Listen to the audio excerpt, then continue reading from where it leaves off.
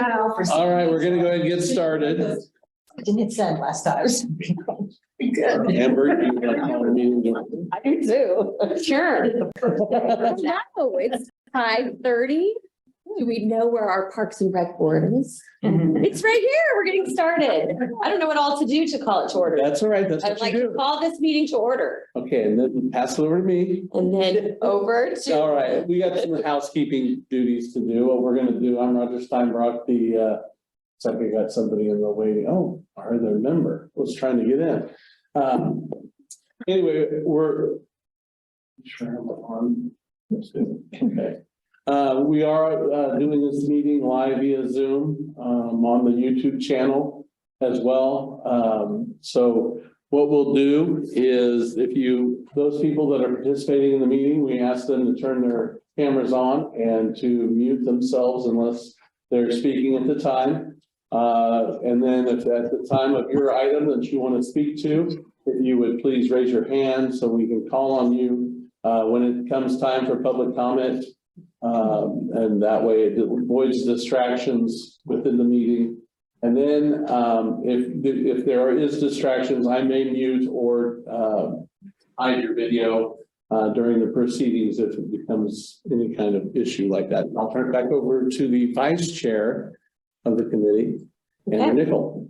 It looks like we need to approve minutes. Well, we don't have the minutes, and so we will hold those until next month. We will approve minutes in March. There you go. Right, look at me. We're moving right through it. So it's like we're ready for public Public comment, correct. comment. Okay. And first, is there anybody in the room that has public comment that they would like to address an item that's not on the agenda? And Yeah, I have it on. Okay. Why don't you come up here to this chair here? Sure. You'd state your name. Sure. Steve Burnson, City of Lawrence resident. I appreciate the opportunity to speak to the advisory board, Director Rogers, LPRD staff. The United States Conference of Mayors winter meeting was held last month, and the forums included combating hate and extremism, mental health in communities, solving the challenges of affordable housing, and pickleball, the latest sport transforming cities. Now, I'd like to share 3 brief quotes from the pickleball forum. As reported by the Tampa Bay Times and the publication Route 50, quote, Mayor AJ Ryan from Dania Beach, Florida, said he wants to adapt to the sport that is growing like wildfire. Mayor Gavin Buckley of Annapolis, Maryland, echoed a similar sentiment on the panel, comparing pickleball to a religion and telling attendees to be prepared, telling his fellow mayors, you can't keep up with what's going to come at you. Mayor Buckley went on to say, how many of you have been at city council meetings where someone stands up, asks everyone in attendance to raise their paddle? If it hasn't happened yet, it's going to happen, and you're going to realize how many voters have paddles. Now, I share these quotes with you this evening to ask, is pickleball receiving the same priority in Lawrence that the National Mayor's Conference feels it warrants? This wasn't a Parks and Recs conference. This was the National Mayor's Conference, with the pickleball being given equal time with the other challenging topics that I mentioned. You know, are the facilities, the court usage policies, the court rental policies in alignment with meeting the current and growing demand for pickleball? Myself, other player groups have engaged departmental staff on each of these 3 issues, and will continue to do so. But again, I ask, is pickleball being given the same attention in Lawrence as it's been given by the National Mayor's Conference? I'm prepared to answer questions and take a deeper dive into any of the 3 areas I mentioned: facilities, court usage policies, court rental policies, but I know you have a full agenda. Perhaps pickleball can be an agenda topic for a future meeting. I thank you and I appreciate, as always, the opportunity to address the board. So I stand for any questions. Well, we don't take questions for All right. comments, so we'll make a note. And Yeah, so what we would do is then see about putting it on the agenda as something, right? that can be discussion for our meetings that we hold. Right. Excellent job. Yeah. Thank you. Great, that was very informative. Thank you. Yep. Next public comment.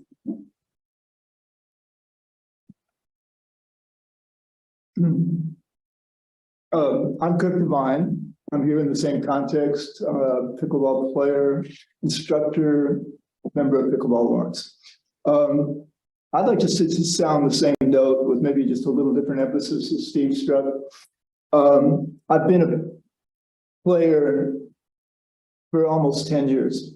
It's very unfortunate, I think, that pickleball chose the name that it did. We have a lot of fun with it, but there's a definite tendency for people not to take it seriously. That day is over. And yes, we're incredibly biased because we're involved. We're one of the 5 million people that play pickleball on a fairly regular basis. Almost 40 million people have played it. That number isn't going to taper off. Having just returned from Major League Pickleball events in Arizona, the amount of young players, money, the monetization of the game, the ways to make money in it.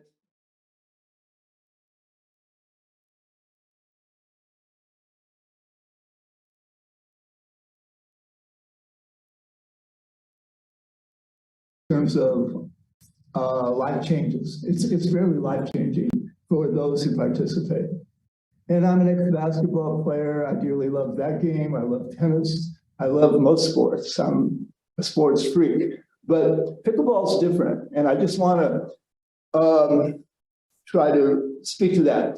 The big difference is that there isn't a sport that is women and kid oriented and parity oriented like pickleball, with a few exceptions like figure skating. I would say the women are the dominant players. There's a few kid sports that probably are, yeah.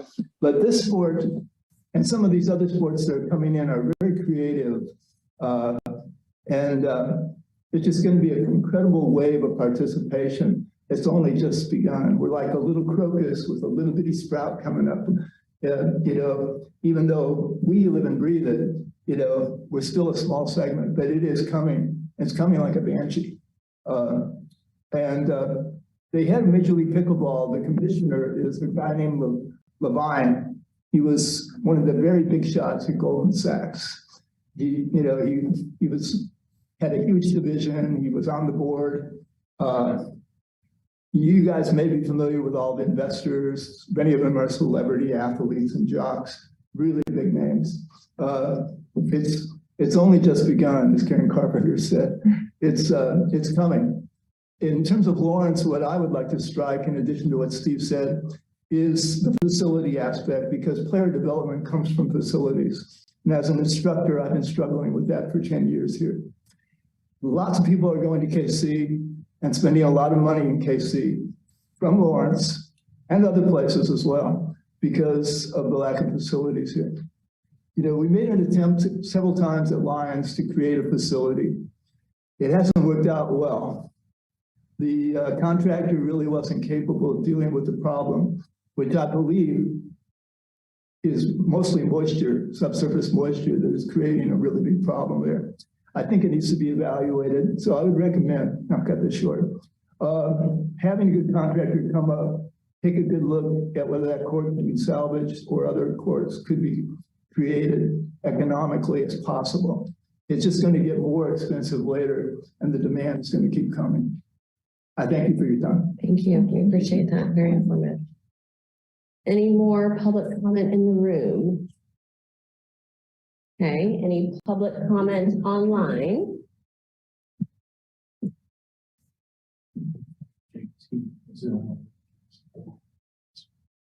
Okay. All right, that concludes public comment. Thank you all. And move on to agenda items. We have a new board member. Are you our new board member? Do you want to do an introduction? You want to tell us about you? Sure. Yeah, my name is Sam Thomas. You want me to stand up? Or? No, you're fine. I was hearing on something. Sorry. I'm from Lawrence originally. I moved away for undergrad, and I came back in 2019 and got my grad degree from KU. I currently work for Repetition Coffee. I'm the lead roaster there, and I guess my connection to Parks and Rec is I'm the treasurer for the Lawrence Skaters Association. I've been skating for about like 10, 12 years or something like that. And so I'm pretty heavily invested in skateboarding community here in Lawrence and Kansas City and stuff like that. It's something I'm really passionate about. And so I'm excited to be on the board and be an advocate for that and help out with other things as I can. So yeah, thanks for having me. Love it. Thank you. Welcome. So we'll do the rest of our board members a brief introduction, I guess. Marilyn, will you kick us off? Yeah, I'm Marilyn Hall. I've been on this board for about 4-ish years. I'm retired. Go for it. Jackie Becker. I was the past president of the board last year, and I've been on the board for 3 years, and I love to drink repetition coffee. Everybody in here. I'm Amber Nickel. I have been on the board. I don't know. We were in Zoom. That's when I think maybe 2 years at this point. And well, very excited to have you. Val, you want to do an introduction?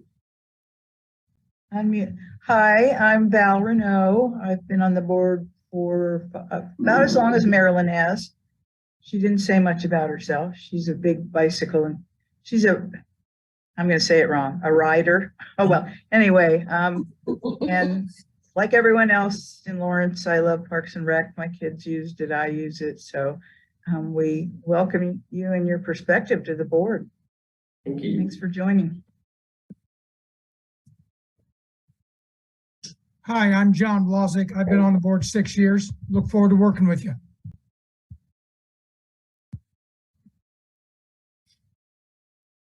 Yes. Oh, you're on mute. Hi, nice to meet you, Andrea. I'm new to the board. This is my first year, so I will be a newbie with you. So, welcome. Thank you. And John Nalbandian, the chair, is out today, as well as Pat Brown. He might be on a little bit later, but he was transporting someone. So. Great. Well, that is exciting. Good times. Okay, a presentation from Oak Hill Cemetery.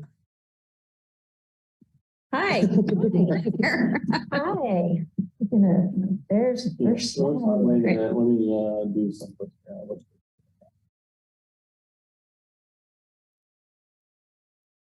All right. So hello, I'm Denise Pettengill. I'm a member of the Oak Hill Cemetery Program Committee. I'm still getting used to that new name. We were formerly Friends of Oak Hill.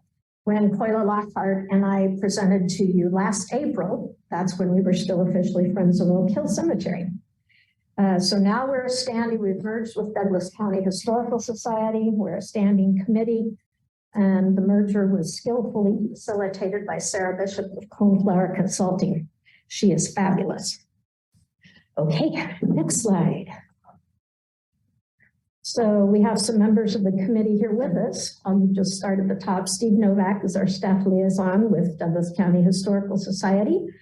Rosalie Post-McCarter is our chair of the committee. Carrie Alton-Burned came with us. So the merger required that some from the board of Friends of Oak Hill came over to the new committee. Also, some people were added from Douglas County Historical Society.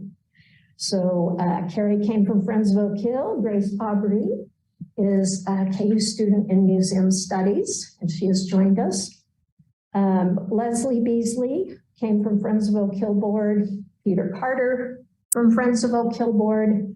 Myself, and then Catherine Tuttle came from the Douglas County Historical Society. So it's a great perspective. We have both groups. We've benefited greatly from merging with Douglas County Historical Society, and we're bringing some new things to them also. So many of you probably already know Oak Hill Cemetery is on the National and State Historic Registry.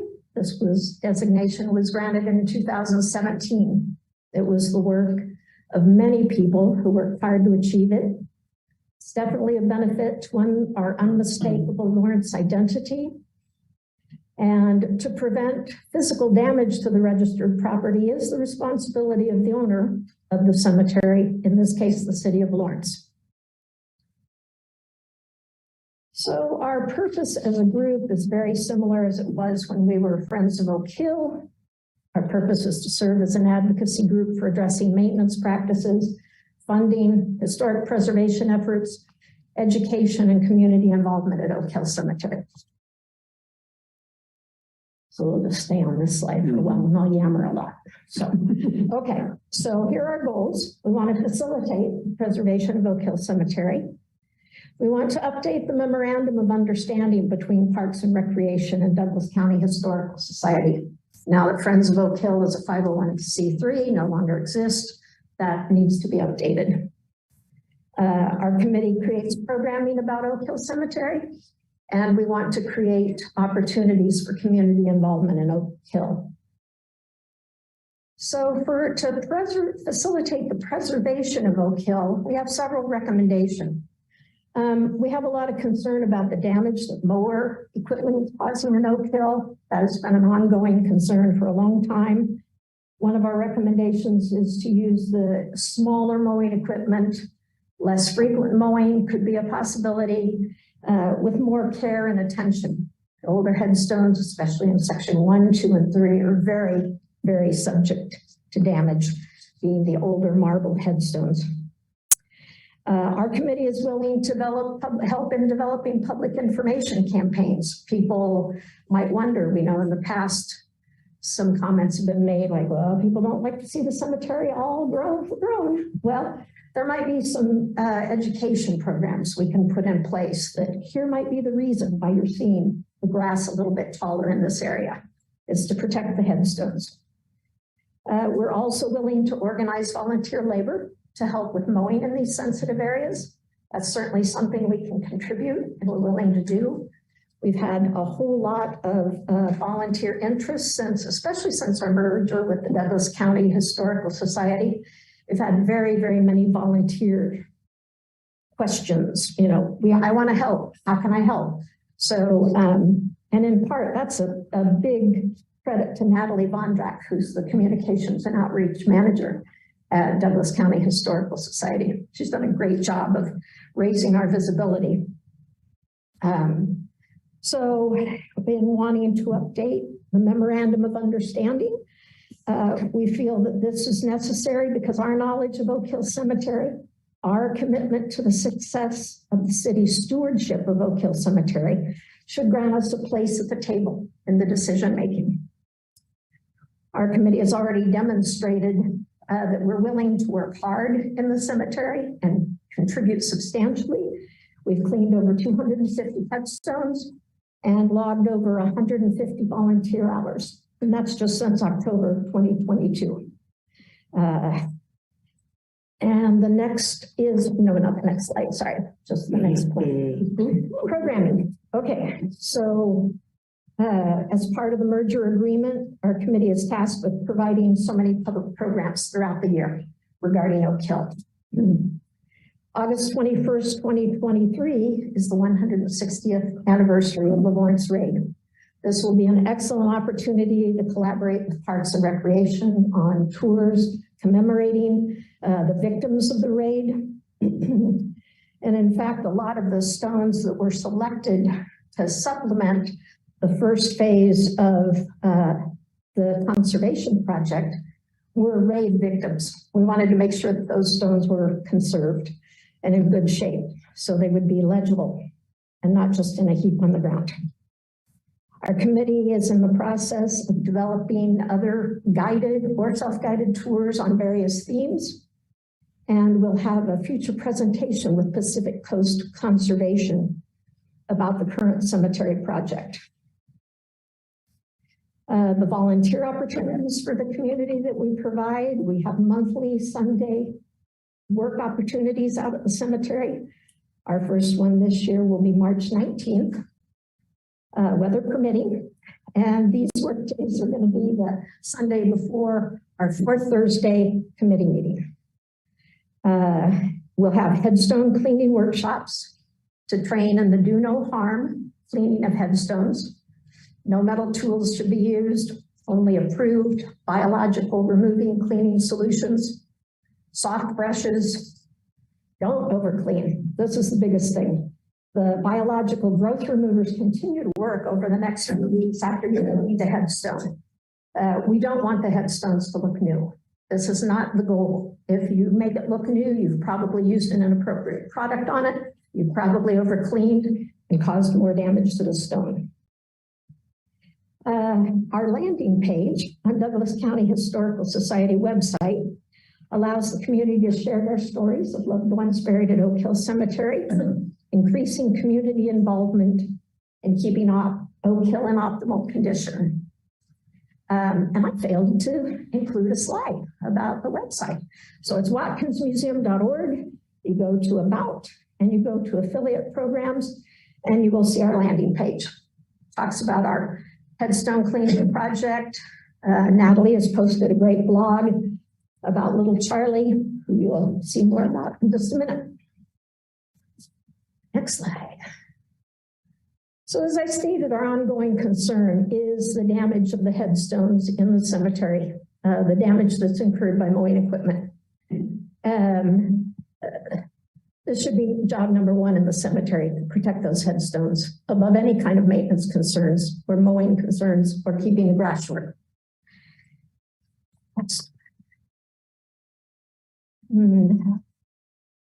So the Friends of Oak Hill, or the Oak Hill Program Committee, was asked by Pacific Coast Conservation, a group that's doing the restoration out there, to flag the 53 stones that were selected for conservation. The damage to these two headstones are just two examples of the damage that was discovered just before they started their work in October of 2022. So you can see the older chip on the stone on the left. You can see the very fresh new marble chips. That's in section 1, little Glinty or Clinty, and the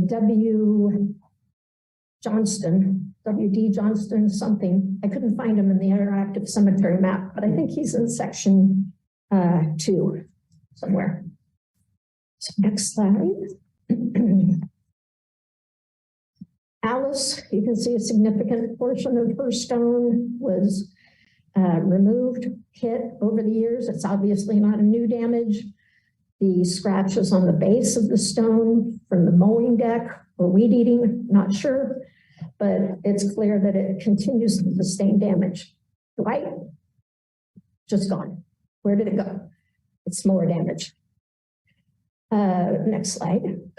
Melinda Madden in section 9. Once again, you can see the chips on the side from mowing too close. You can see the scratches on the surface from the mower deck. Stones are knocked off their bases are another concern. Hit by mowing equipment. Once the stone is knocked off center from its stone base, it makes it stick out of line more. This is a McIntyre family row in section 1. And it makes it much more vulnerable to getting chipped and scratched.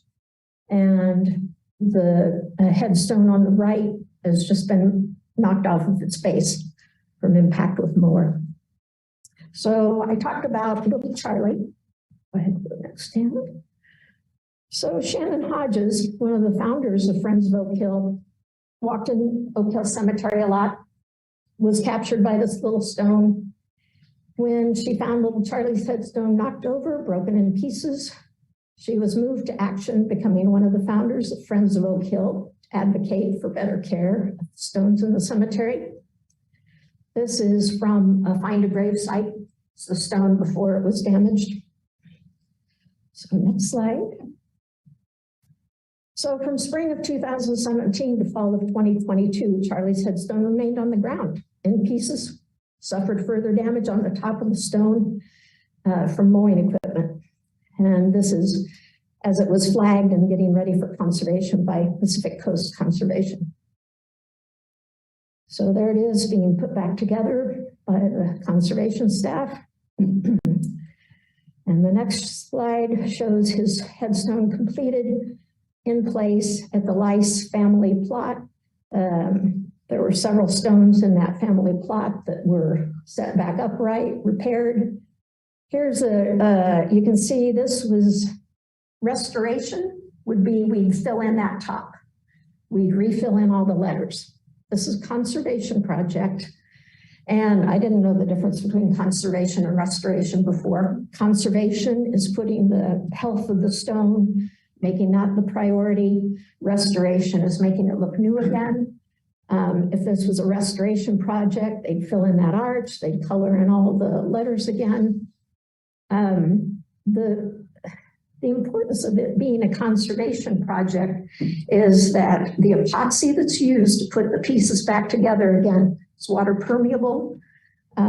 It lets water, when it gets wet, flow through the stone and out to evaporate, which is the natural thing that should happen. If an epoxy is used at a break like that, the water goes here and stops. It can't go down any further. So it weakens the stone above the epoxy. And if there is other blunt trauma to the stone's going to be damaged, not the epoxy. So the stone will break again. So next steps.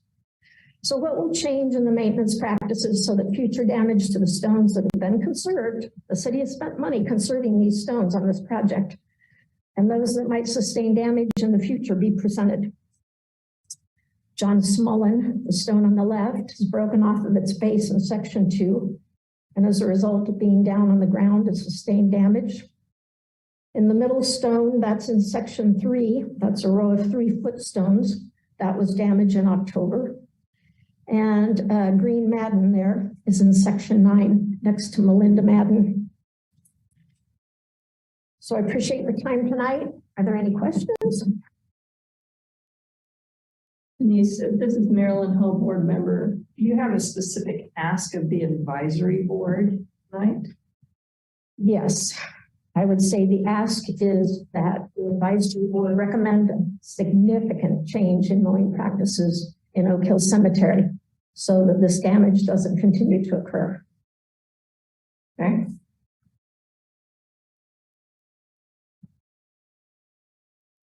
Jackie Becker, can you share with us how we mow with the city then and how that works in that area? Yes, Mark Ecker, Assistant Director of Parks and Rec. So in Oak Hill specifically, the stone layout is a difficult maintenance item just because they aren't straight rows, and we mow with a smaller mower deck than we mow parks, and we don't have chutes off the back. We shoot out the back of the mower instead of the side of the mower.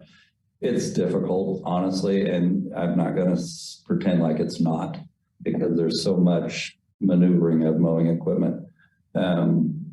It takes over a week to mow that cemetery. It's very difficult to get into it. You know, we've done chemical edging before to try to keep people away from the markers. We drew a little bit of fire on that because we got erosion problems due to the chemical spraying. So, you know, I don't have a great answer. It's really a difficult situation because you have people who want the grass mowed down. If you get tall, we start getting complaints from a lot of people. We have people who don't want us to mow at all. So it's not, we don't have a win situation on this. And you know, going to smaller mowers would be great if we had the manpower. You know, and that becomes just a budgetary issue on how many people, how many resources can we put towards maintaining the cemetery. You know, if we go up to the national cemetery level, that's obviously a manicured lawn situation that they have a lot more money to maintain a park-like look. So, you know, I continue to struggle with it. I know our staff does on, you know, we do as best we can with the money we have. So if we want to crank up our ability to maintain at a higher level, we're probably going to need to fund it differently. That's where it really gets, you know, where we go make the ask and say, look, we're here, we can do this. If we want to do it more, we're going to have to jump up to here. Is that feasible in the city budget? You know, I know there's damage being done there. It has to happen. I mean, if you just try to look at how the mower gets through that cemetery, it's highly, highly difficult. Even on the carefulest mower that we could put on that. You know, if you put a part-time employee out there that, you know, you emphasize, you tell, and you let them know, here's what we're looking for. We don't want to get close. But if they're moving in and around, it's difficult. I mean, I won't lie to you at all. I'd love a better solution, but I don't have one yet. Goats. Well, we did that, but you know, that's a different problem. So. Yeah. We'll bring it back to questions for Denise and the committee, then we'll open it up to staff, if that's okay. Sure. I don't want to afford their time, you know, cut their time. Are there questions from board members for Denise?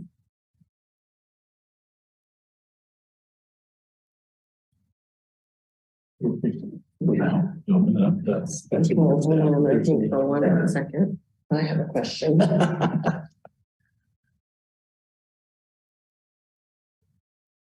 So if we have questions following this, email is fine, yes? Like, we can, yeah, well, yeah. okay, And we can always go and put it on another agenda. Okay. Item to discuss. That's all Okay. business. That type of all right. concerns of the board that where you can bring up Sure. things as well. So, Marilyn Hull, board member, I think it'd be good for you and the other members of your committee to understand our role and what we can and can't do. We don't oversee the budget of Parks and Recreation. And it seems like this is largely an operational issue that would require more money or more careful mowing. And that's something that, I mean, we can say, oh, we think that would be a good idea, but we don't have any authority over that at all. So that would be the city commission ultimately would be the public body that would have the power to do that based upon recommendations from staff and the city manager. Did I say that? You got it. Jackie Becker, I actually have another question. So with the anniversary coming up of Quantrill's Raid, do you have things in place or any grants you're writing or any funding that could be coming in that way potentially? I know we're working with Will Haynes at the Douglas County Historical Society. He's working on programming. And I don't know about anything else. That might be good to direct towards Steve Novak, that question. Would you like to answer that, Steve? Yes, I would.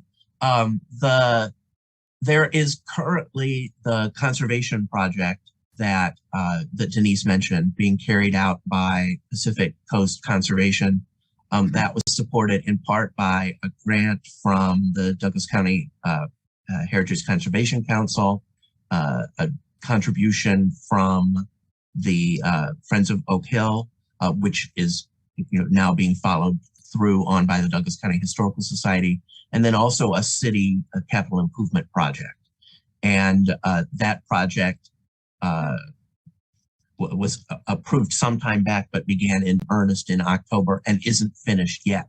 So there will be another round of conservation work on the stones starting in May, as well as the ongoing cleaning that members of the Oak Hill Committee are doing themselves and also prepared to train other volunteers to do. So there is some funding in place to continue to preserve the stones, especially making sure that the stones that are associated with Quantrill's Raid are in a good condition for events that may be taking place to commemorate that occasion. In terms of the future, I think before we would start new grant projects, we would want to see how far the existing capital improvement project money will go, because it's already clear, thanks to the additional labor added by the Oak Hill Committee, that money is stretching to more stones than was initially thought. So I think once that project has come to completion and that funding has been run through, we'll have a better sense of what the next best project would be. And there are opportunities for that because of the to find grant funding because of the historic designation of the cemetery. So we're not done. The improvement will continue throughout the spring on the appearance of many of the historic stones. Thanks. Amber Nickel, Vice Chair.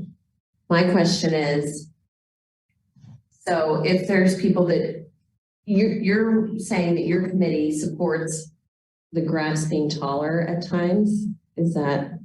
If that prevents stones being damaged and hit by mowing equipment, yes. Okay. I think that's all I have for now. Mark Hecker, Assistant Director, something I might add, which I'm not sure anyone's aware of. We actually budgeted in this year's budget $100,000 for restoration preservation, and it's in our actual city budget. So that's not defined yet. So last year we did a small project with a grant match, but this year we went ahead and put it in the budget and the city commission approved it. So what that does is allow us to continue the preservation effort and lower leveling. So there's multiple things where there's some markers out there that are just sitting crooked, but if we get them straight, hopefully they won't fall over. And then there's the ones that have fallen or been damaged that we want to restore. So we need to hit this about 6 different angles. And then there's the maintenance. The maintenance cost is the hardest thing for us to get that ratcheted up to where we feel like we have enough people on with the right equipment on to really manage that really well. So I think all of us need to work on kind of the multifaceted approach to this. Mm-hmm. And it's a fairly new thought process, honestly, that, the last 4 or 5 years is where we really started about, hey, this is a preservation effort, not just go out and mow our cemetery. So I think, continuing to think about how do we want to tackle this. The $100,000 was huge because last year it was a CIP project, one-time thing. So by recognizing it in our budget, that's starting to build a continuous effort that it may be $100,000 a year we can put towards this. Now, I still don't have enough money for part-time help. So that's another problem. So, I almost need to take a little bit of that 100,000 and put it over here so I can get people to maintain the cemetery. So it's just a complete balancing act.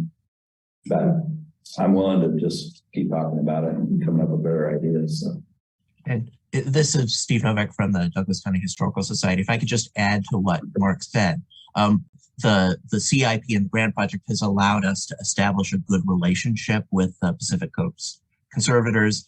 So, at a future time, we would probably be able to engage them. I think that they would also help us develop some guidelines or come up with some solutions to help with some of the maintenance issues. Also, I think Denise mentioned this in her presentation, the Douglas County Historical Society can also help to provide public information. So if changes are made that affect what the cemetery looks like or how people might perceive it's being maintained, we can help people understand why that's happening. So this is a really great opportunity for an ongoing relationship to help the city solve this multifaceted problem as Mark described it. I have one more question, probably more than that. You mentioned volunteers. Mm-hmm. So how does that work if you're saying we would be fine with it being taller and we offer volunteers that will come and maintain it? Does that have what's the city's stance on if they say we'll just take care of it? Is that kind of what I'm hearing that you're saying as a committee, that you're willing to do the maintenance? We are willing to help contribute volunteers to help supplement. I don't think we would go as far as to say we can take care of it, because I think that's unrealistic. But certainly, especially in those very sensitive areas where the stones are not on a straight road, this, that, and the other. We've talked to many people over the years that have said, let us know what we can do to help. And I think really now we're seeing a lot more interest due to Natalie's work on Douglas County Historical website. We're receiving many, many emails from people saying, how can I help? What can I do? So I see us as training and helping organize the volunteers, not taking it over. Okay. And then is there any examples? I'm sure this isn't the only cemetery that's hard to maintain and that's old. So are there alternatives to grass, or is there, are there things that are being done that minimize? Friends of Oak Hill did contact Carrie Kincher his capstone senior class in environmental studies did a project, a research project on suggesting ground covers that might be useful in Oak Hill Cemetery, particularly in the dry, shady areas, which is of course the challenge to grow anything there. And I don't know what has happened with that study. I think it went to the city horticultural department and don't know what else has happened with that. Yeah, Mark Hecker, Assistant Director, we've tried, I'm going to say up to 10 different ground covers out there. It's an interesting site because as we talked about, it's dry, so we're not irrigated and we're shaded and we're on a slope. So there's not a lot of good options horticulture wise, but we did put our whole horticulture team on that and go, look, let's try some things. And specifically, I'd like to try things where the cemetery is no longer active. So in other words, there's parts of the cemetery we're still doing burials, so we're still in and out of there with backhoes and trucks. And then there's the older sections that basically what's there is what's there. So if we can go between some of those smaller markers and establish a ground cover that will only get 6 inches, then we won. We don't have to get in there and do grass. We also have a Bermuda grass problem over there that's very invasive. And, you know, we'll put in a nice ground cover and we come back and it's just Bermuda grass and you can't find the ground cover. So we've talked about it many times, maybe we just need to kill out all the Bermuda and try to get something established that's maintainable over the long run. That would be a very expensive project, but it might be something worth looking at if we really want to change the whole dynamic of the cemetery. But what we've been trying to do is we took section 1 and section 17 and said, okay, we're going to just change the management here. So let's try to, in this area only, we're not going to worry about all the other sections. Let's try to change it to where we aren't using chemicals and we're trying to get grasses and ground covers to establish. If we can be successful there, then we can maybe take that practice and keep moving it. But every time we do that, it's more dollars. So we're willing to try everything and anything, but you know, we're not having great success. Irrigation would help a lot, honestly, then we can manage what we want to grow and where we want to grow. But, you know, that's frowned upon by different people. So it's an interesting problem.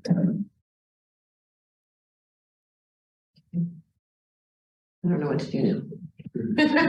Any more questions? Or do you have anything?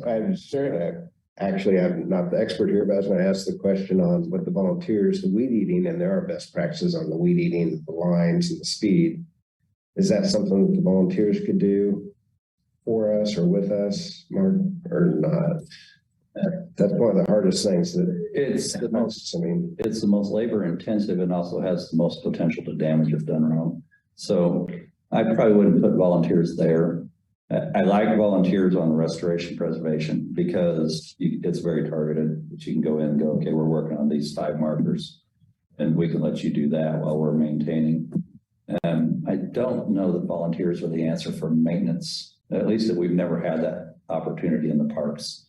We always have somebody who thinks they want to do it for a while until it gets hot, or then it gets cold, or then it's wait and going on vacation and then nobody mows, or so. That I'm a little hesitant on, but I do like the preservation part of it, where we're going out and cleaning markers. But you know, I don't know. I haven't had success with physical maintenance that needs to happen weekly. The volunteers usually run out of steam after about a month. So, and you know, maybe there's a couple times of the years that volunteers might be useful, and that would be prior to Memorial Day and around Veterans Day, and to see if maybe that might be a possibility. Yeah, we could definitely use help pre-Memorial Day. So that's about a 3-week run into Memorial Day, which everyone comes to the cemetery Memorial Day. And we have to look our best, but it also always rains the week of Memorial Day. So we can't mow and we mud the place up. And so, yeah, that would be a great time to get more volunteer help out there. But again, we want to be very cautious. If you bring your own weed eater, we want the right type of string in it. We want to make sure you're understanding that we don't, you know, hit it on the markers. So, but you said it takes about a week to mow the whole thing. How often is that? Just then a constant? Yeah, somebody's always out there. Start again, yeah. So it's the same crew that does Memorial Park and Oak Hill. So Memorial Park's a lot easier because we have a lot more flat markers that we can just mow over the top of. And there's some benches out there. Oak Hill is very difficult. Most are upright markers. So those take a lot of time, and quite honestly, we usually put our full-time staff in Oak Hill. So because they know the system, and it's an art because you literally have to know which way to mow in every section to get the stuff mowed. But it has to be a perfect week, no rain, and we can get the cemetery done in a week. Otherwise, we're more out into 10 or 12 days, and it's just nonstop. I'd love to let some areas grow taller. That usually works for a while until someone starts complaining about it. We've tried some of those sections on the back side of the hill that we let grow taller because they're older. That's a lot of the Quantrill's raid markers, but that after a while it starts to look bad because you can't even see the markers because the grass is up too tall. And so would you say that you're mowing, like what's the month span then from to, as far as like from March to December, or is it constant like? Yeah, well, March, early March through roughly Halloween. We sometimes get into November, but that's usually leaf cleanup. Like this year, we got late on leaf cleanup. We had leaves everywhere into January, which we don't like that either because that gets on the markers and discolors them. So we try to get that cleaned up and out too. So it's pretty much a year round.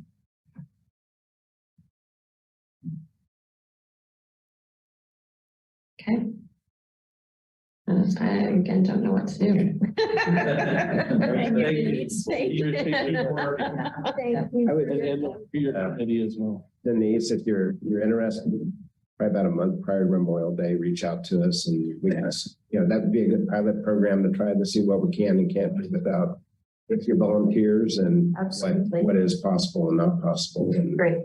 Appreciate the help. We'll do it. Great presentation. Thank you. Yeah, and I think we can meet too on what's the next step on preservation, because we do have budgeted funds. So let's spend it. Yeah, where do we want to go with That's it? good. So do you have Denise's contact information? Okay. Denise, Gmail. I'm pretty sure I have it. Okay, thank you so much. Thank you for your time. Thank you. Thanks everybody for coming.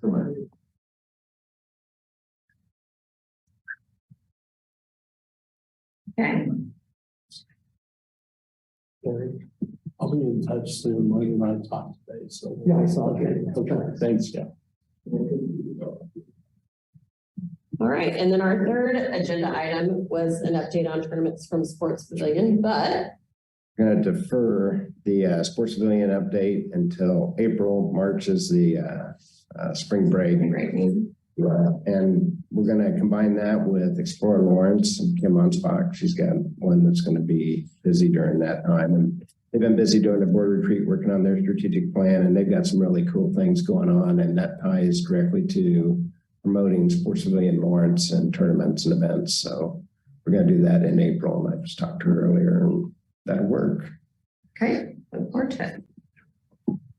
So that brings us to concerned member items.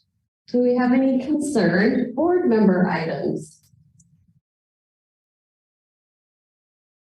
Val? Did we resolve the issue about golf fees? That I know there was an email that was, I think, forwarded to all of us. Is that something we need to talk about here? Or is that just handled administratively as part of the fee increases? In that particular. You remember what someone wrote and said that there used to be an annual pass and now it's a lot more expensive. There's not an annual pass for some reason. Derek Rogers, Director of Parks and Recreation. We do have staff looking into alternatives to passes and other discounts for frequent players. Don't have an update on that. They've been working with a couple of the people that expressed concerns that are representing some of the golfers. There's another individual that came today with some of the similar concerns. So we are working on that. I don't know if Lindsay wants to provide any other updates, but we're still working with the groups and trying to see what we can do. Okay. Yeah, just sometimes when we get emails from, the public, I'm not sure how far that needs to go with us. The other question I have is, I don't know if I'm pronouncing his name correctly, Porter Arnay? Arneal. Thanks for that email, Derek. My question is, will he have anything to do with sponsorship, since we all seem to have agreed we needed someone there? I don't know if that's in this position or not. I think what Porter brings to Parks and Recreation is the arts and culture expertise and his background as being a director of arts and culture, not only when he was hired by the city, but in Kansas City and his other positions, plus his bachelor's and master's in that.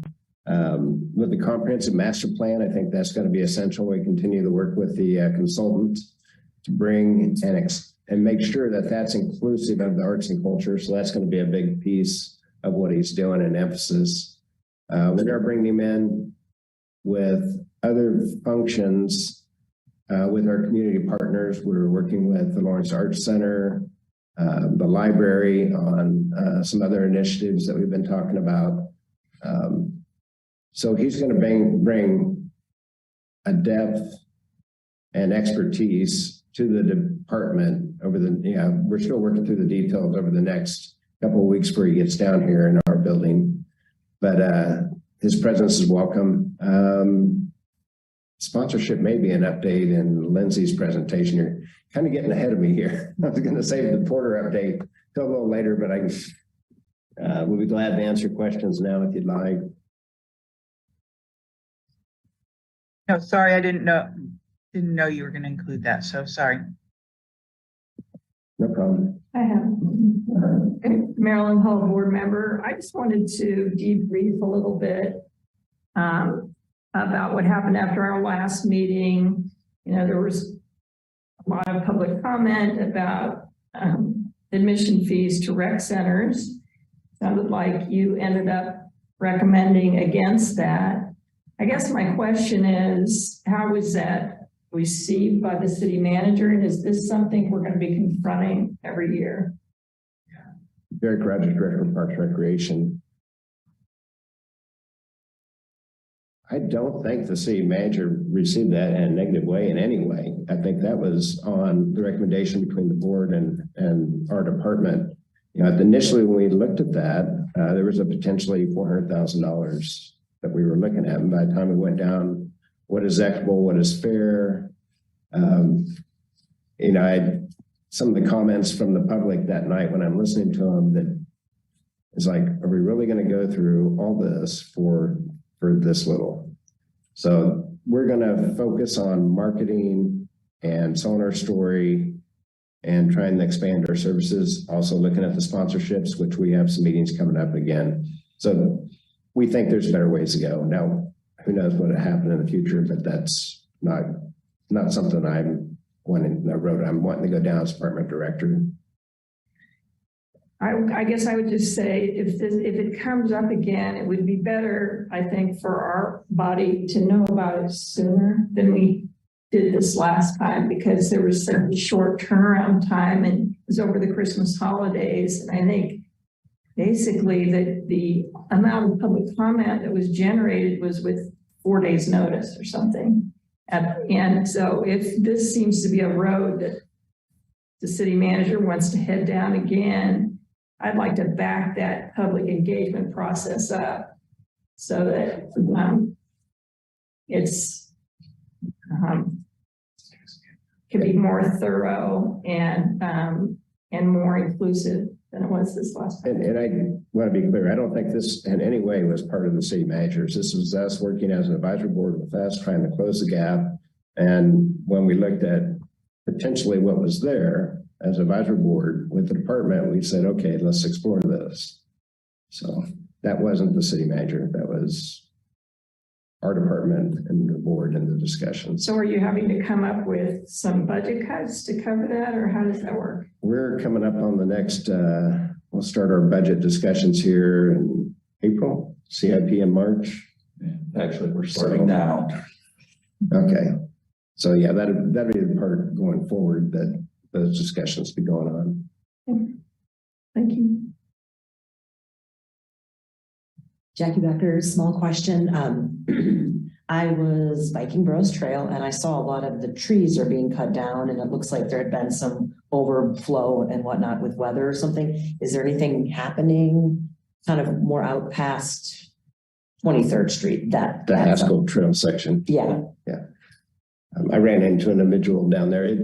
It's what we do when we clear the trees back. It's the time of the year that it looks really bad when they clear the trail back, but they're just clearing the branches back. And then when the spring comes, that'll green up and we've got some clearance so that it's not enclosing. I bike that all the time. So I see it and I answer questions. What are you doing here? We're just doing normal maintenance. And Mark, I don't know if you want to. I didn't know about it. So yeah, Okay. new information. So yeah, they've been doing that, Burroughs and Haskell. I haven't checked behind the movie theaters and heading that way, but I would assume they're doing it all around the city on the trails. I figured it was maintenance, but I was like, I better make sure just in case someone's not out there just like hacking away at some of the trees on part of it. So makes sense. I got caught by another individual on same thing. It doesn't look good when you first do it, but it comes back well. Yeah, it makes sense. Thank you. Okay. Wait, I had a quick question. I think we had talked to y'all about a permanent bathroom situation at Edgewood Park not too long ago. And I couldn't remember if there was like some money somewhere in the budget for that, like a grant or something like that. I didn't know where that was at, that process. And that's a CDBG grant is what we were trying to do with that project. And we have it submitted, but they're going through environmental studies and we haven't heard back. So we need to touch base back with that group of the city department to see if it's possible or already dead in the water. Quite honestly, it's been a couple of months, so we're due to touch back with them and see what's going on with it. But sweet. That's where that's at. Cool. Did you say Edward Park? Edgewood. Oh, Edward. Down by the skate park down there. Yep. Or just whatever. All right, any more board member concerns? Okay. And that brings us to other updates. Quick update, the lights downtown will be on through tomorrow night. It worked out really well because they're red and white, so it looked like it is. Yeah, we did that for the chief or Valentine's Day, either one. So those will be on through tomorrow night and then they'll be coming down. We've been working on the perimeters of pulling lights down. I don't know if you've noticed kind of things start to disappear a little bit, but we'll probably, if the weather holds the next week or so, we'll probably bring everything downtown. Other things we're working on, a lot of it's CIP oriented. So we're trying to get this year's CIP projects moving. So we have a skate park project, we have a turf project at YSC, we have parking lot projects, we have playground projects. All those things we're trying to get moving. So, and it's a little bit slow going, to be honest with you. And then there's some from last year that haven't finished. So we have this splash pad over the Lions that didn't get done. We have an irrigation project at the golf course that didn't get done. So all the CIP projects are kind of dragging through, but the kind of the next cool thing is we're starting to work on the next CIP for 24 through 28. So we'll start looking at what was already in the CIP, what new things need to come on. We talked with pickleball. We're going to write a pickleball project for an outdoor complex. Just met with the Water Tower Park group. They're starting the construction, if you haven't been past Water Tower Park, for the water tower. So this was more of a public information on the construction project, but there was a lot of questions about what are we doing with the park. So we'll be following in here in March with public engagement on that park, shooting for a 24, maybe 25 project. So that's going to have to be written for the CIP. So those are two new projects. The goal, the finance director would like us to just, whatever was approved for 24, do that, no changes. And 25 and 26 and 27. But the problem is inflation has changed us so much that almost every project we're doing, we don't have enough budget for it. So we'll go in and right size all those projects. And if we lose the project along the way because of inflation, that'll kind of be the game we'll play. But yeah, what I'd like to do is take a first run through the CIP, propose the new projects, and then bring that maybe back here in maybe the March meeting just for you to kind of check it out. So you could kind of remember where we're at. The biggest project that's on there is renovation of the outdoor pool. So that's supposed to be designed 24, build 25, and then to 26. So that's coming up pretty quick here. Now, we don't know if we have enough money budgeted. I think we have $6 million budgeted. Is that enough? We don't know what we want to build. So we're going to have to right size that a little bit based on what we would like to do. So the next month or so, we need to kind of start making some decisions on what are we going to try to do with that? Is it just kind of fix it, or is it bulldoze it, start over, put something else in? So those are all interesting conversations. And the further out in the CIP, the little more magic fairy dust is used to come up with the budget. The 24 ones, we want to be pretty sure what dollars we have and will that actually do the project we're talking about. So anyway, that's what we're doing on parks. A lot of maintenance stuff. You know, we're looking at maintaining old playgrounds, removing a few playgrounds, changing out a lot of stuff in the parks. Spring's going to be right on us really quickly. Once we hit in end of February, we're going. So kind of fun. Nice days are good. The 60 degrees days are that's a plus. Until tomorrow. Yes. Everybody will go back inside for a while. Thank you. Yeah, TGT grants, I finished up the agreements and they're in legal being reviewed, and then we'll get those out to the folks that were awarded money through the TGT grant program. We have a Valentine's Day market Saturday at the Carnegie. It was a smaller scale kind of craft show. It was mainly dealing with Valentine's Day. It was the vendors seemed to like the foot traffic that was there. It always can be more, you know, as any kind of an event. This was kind of a start for the new division. And just something unique and different. We were going to have a cocoa contest, but we had like 2 entrants into it, and that was it. So one of them actually came, I believe, and did give some samples out of their cocoa. So that was kind of a nice thing. But we're looking at expanding it, you know, growing it for the future. I've sat in on the Lawrence Cultural Arts Committee for Abby, and we have a mural that the board approved and the commission approved that will be going at the Kansas Suicide Prevention Headquarters building to make it more inviting. So that will be going before the city commission at the next meeting on the 21st. I got that on there today. And then there's a subcommittee that's reviewing the sculpture submissions. They've come back with their recommendations. Now it's going to go to staff order, as well as we'll probably have some comments on. They look at the load that each piece takes and looking at the location, seeing if it fits. So that will be reviewed, and then in March they'll kind of come to some conclusions there. There's also the community arts grants, which they're starting to review. A subcommittee is reviewing those now too. So lots of different activity going there. As Mark mentioned, the community engagement at Water Tower Park that we'll be overseeing. Enrollment for spring started on the 1st of February, and then today started the summer camps, only summer camps. Summer will start later with fall, and I'll let Lindsay talk more about enrollment numbers.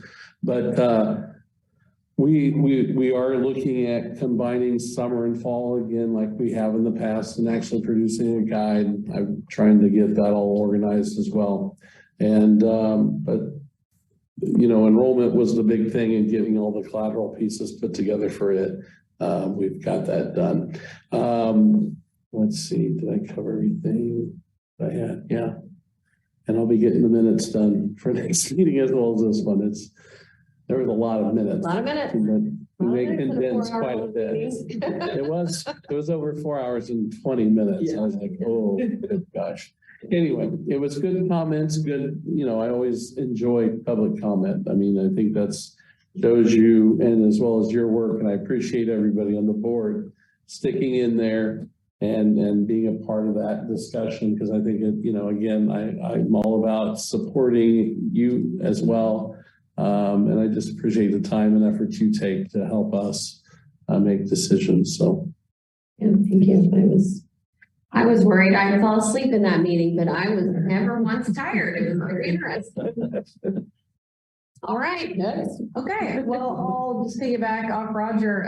Spring enrollment started February 1st, which was the day that our fees increased. And Roger ran some reports for us, and it was really fun to see compared to the same first day of spring enrollment last year, we were actually up. So in 22, we had 392 enrollments on the first day of spring enrollment. And this year we had 541. Wow. Nice. So we had an increase of about 150 enrollments and almost $9,000, I think, if you look at the. Well, and it's all deferred until it starts. So to me, things can happen between now and then. Classes could get canceled, numbers don't hold, those types of. It was very exciting. No, let me give you a little bit more insight to the numbers, because I'm a numbers geek, I guess. We're back to, if things hold, I mean, right now with the first 2 months and we're doing really well in February, I'll say that. But we're at 2019 numbers. So that's pre-pandemic. So we're getting back on track where we need to be. So now if you go back even further in history, 2014, 2015, 2014 was when we opened up SPL the last 3 months of the year. So we saw a little tick up there. That next year, we saw a huge increase. Then 2016, it went down. Now, to me, as a marketing person, that's probably very true to form, unless there's something that's going to keep, the buzz going for the facility. So, and we had some different things with programming change as well. But 2016 is, to me, the earmark year that we need to get back to. And so that's what my plan is for the marketing side of things. Sorry, that's all right. But anyway, we're off to a good start. So that was exciting. And I also want to share that we were able to hire a new rec programmer for adult sports. And his name is Bennett Johnson, and he will be starting, I believe, in a couple weeks on the 27th. So we're excited to get him in here and up and running. And as we know, adult sports are continuing to roll. So it's a good time to get that filled. So have somebody new joining us. And then Derek mentioned this a little bit ago, but we, ever since, the last few meetings, especially, we've been talking a lot about sponsorships, and we've had quite a few staff members reach out and show some interest in helping us with sponsorships. And so we created a staff task force that I'm going to head up, and we have our first meeting tomorrow, actually, or on Wednesday. And so we're going to start getting the conversation going, and we're going to see who's going to help. And we have a few supervisors, a few programmers, and they've already shared some really fun ideas and new avenues that we can pursue. Again, we're just going to kind of get the ball rolling, see what we can do. We're, Roger's going to be with us as well. We're going to analyze our current sponsorship policy. We're going to make sure we have information on the website if we need to update anything. We kind of looked at some old forms. And get, some kind of a contact form available. So if people are interested, we have actually had people reach out to us already about some banners at the fields. I know Taylor's been working hard at SPL. We've increased the opportunity for the plaques over there. And so he already, I think it's in the report, but he got 3 new sponsors last month.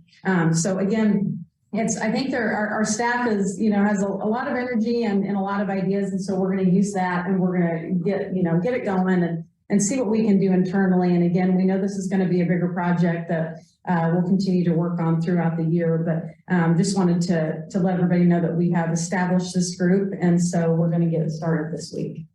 Excellent. Yeah, that's great. And that's all I have. Jackie, I do have a question. Sure. With the amount of signups, did you feel or get any pushback with a lot of those costs going up in some of those programs? I have to be honest, not too much. And the frontline staff may have heard things that haven't reached me, but we have had some, a few emails here and there. Again, like you mentioned, some of the golf who may have copied the advisory board. So a few things here and there, a few questions. But overall, I felt it was very positive. And we've made sure that we are responding to every question, every email, talking individually to anybody who has concerns. concerns and, if there's any lingering questions out there. But I feel overall, I think it went very smooth. Obviously we know nobody's going to be happy when you raise fees, but in general, I think it went really well. And we did follow up with everybody that registered at the meeting for the last meeting, as well as all the emails that we got back from folks. So we did respond back to them with news of what we were doing going forward. So. Great. Okay. Okay. Port Arnell coming down for arts and culture is a really big deal. And I'm excited about this because there's a piece of what we're doing, an unmistakable identity that, to some of the concerns from the Lawrence Cultural Arts Commission is, okay, so you're Parks and Rec, tell me what you know about arts and culture, cultural arts. So with unmistakable identity, I know the vision is Lawrence the center in the Midwest for arts, diverse culture, fun, and potential downtown. So there's a high bar set on what we'd like to do, and having Porter as part of the team should really help. Some of Porter's background that you may not have known, he owns a bachelor's and a master's in fine arts.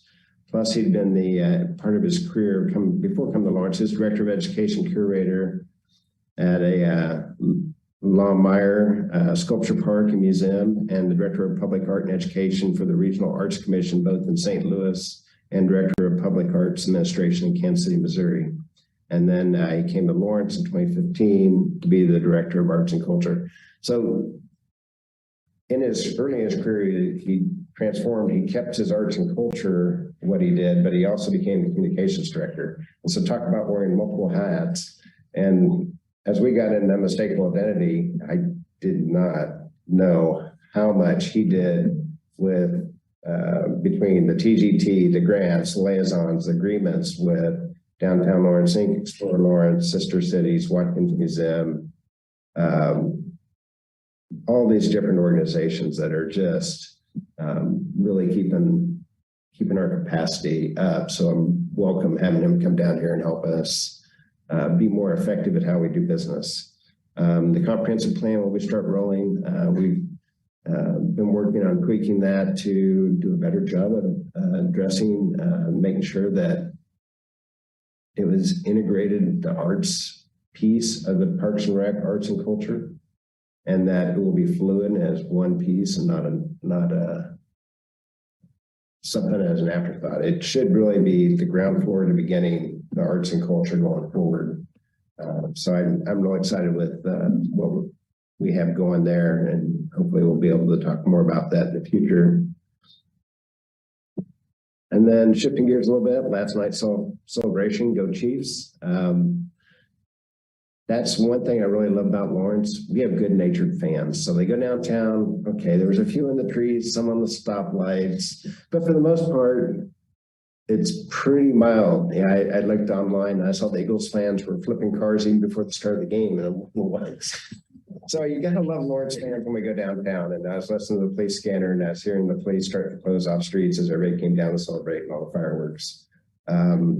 Mark could probably talk more about the cleanup this morning, but they were on it early this morning with the crews blowing and the street sweepers going, and pretty much back to normal by noonish, as good as you can get.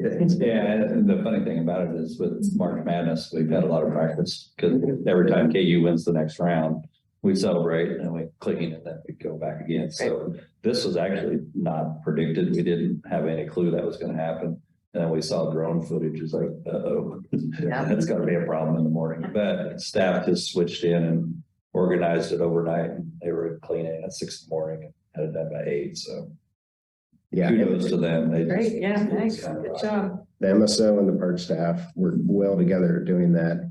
Preparing for March Madness. I really hope we go all the way. When we're on a roll, we're on a roll. And then there's night when we're not. Sorry, K-State. We're talking Rock Chalk J. No, we would. I think we've learned a lot from the last March Madness, and so the city's starting to plan, and the experience we have from the past, I think things can go really cool, and we've got some good things going. So I look forward to that.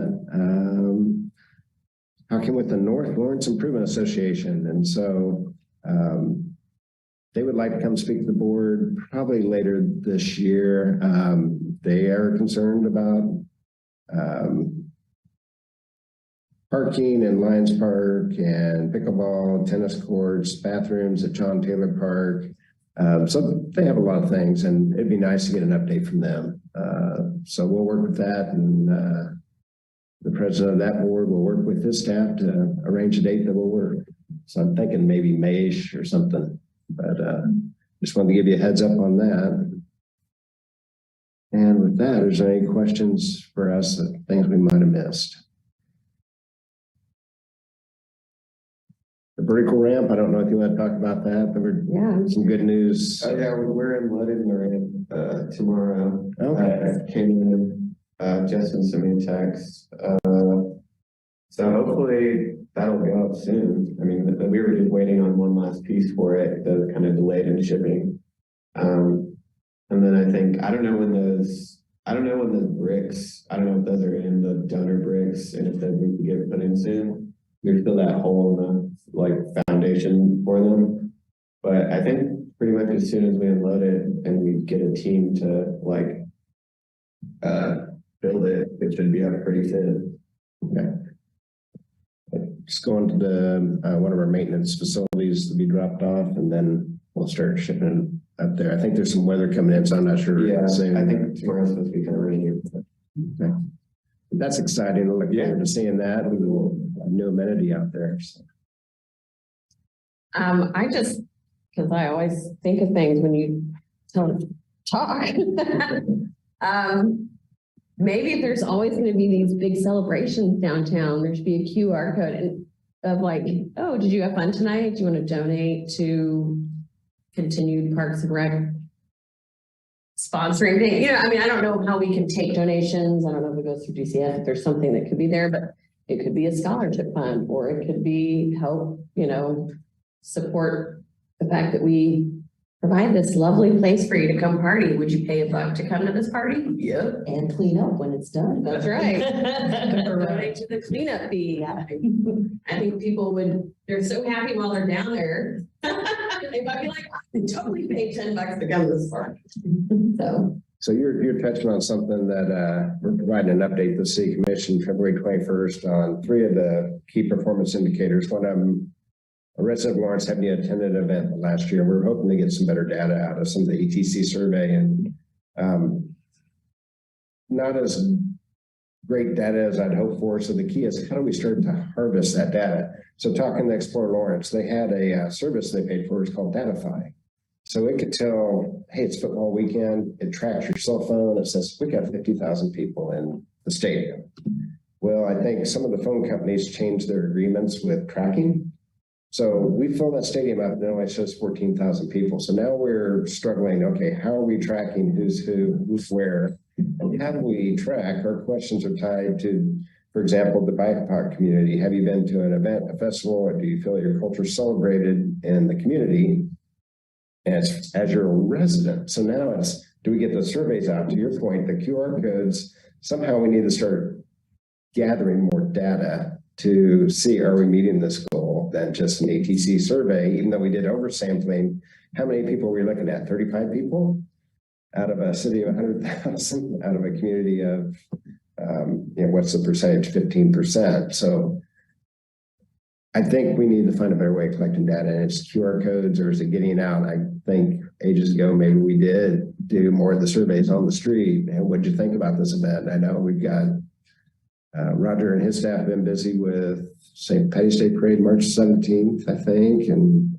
some other events coming up. So we're just starting to get into the event season again, where we're going to get really busy in the community. So, yeah, I think a Maryland Hill board member, you have to look at passive ways of people being counted, because I don't know that everybody's going to want it. I was here. So, beds filled in hotels, food and beverage in bars and restaurants, some of this other stuff that gives you a more global idea. And especially related to the sports pavilion, I'm interested in how often that whole hotel out there gets filled up. I noticed it got bought out or changed or something. But I bet the hotel gets most of its business from the sports pavilion. And so getting some kind of a read on what kind of money is coming through there would be at least some help, I think. Yeah. Could you use like the data from the mobile parking app downtown to see like, because I mean, I know I don't use change anymore when I pay at the meter, I just use the app. I don't know if there's a way to access that. An idea. I never thought of that. See how many people are parking downtown because they're coming out for the game. And we can receive that too. the interesting one, you've got two. You've got Fort Lawrence that is really interested in what are we attracting, but yeah, we've got a few of these KPIs that are interested in just our residents of Lawrence. And so that's the tough one. But yeah, we really need to be also looking at how we bring more people to Lawrence, fill the hotels, and get multiple events going. I would like to think by collaborating, maybe we get the Daisy chain. Let's go to Lawrence for the weekend, get a hotel, and we'll do something Friday night, Saturday day, and Sunday. That may not all be the same event. They have some ways that they already track that stuff. See, the Datify was doing that, but then she's. Well, I mean, I'm talking about hotels and like through Explore Lawrence, don't they track bed nights sold and that sort of thing? So yes, and that's where I really want him to give a presentation. I've been sitting on the board meetings and retreats. So from the hotelier's point of view, they can fill the weekends really well. They want to fill the Sunday through Thursdays. And so their ask of us is, can you bring those events to the town that are Sunday through Thursday? And that we could talk about the Doubletree is a convention center. KU has the Union to be a convention center. And the Orient. So That's what the whole Jayhawk hospitality initiative is my understanding is to get those Tuesday, Wednesday, Thursday. They're targeting that. Yeah. And so that's where we're collaborative with members of the board are also part of KU and with that initiative. So. And I certainly can tell Jackie Becker, I can tell you concerts that are coming during the week when we have 1,000 or 2,000 or 1,500 people in the area, and that's easy tracking. I was curious also, do they ever track parking garages and the number of spaces available? Because I think that's an easy way to also, another passive way, if you're looking through, do we track that at the park or do we track it at the parking garage and things like that? There's ways to look at that.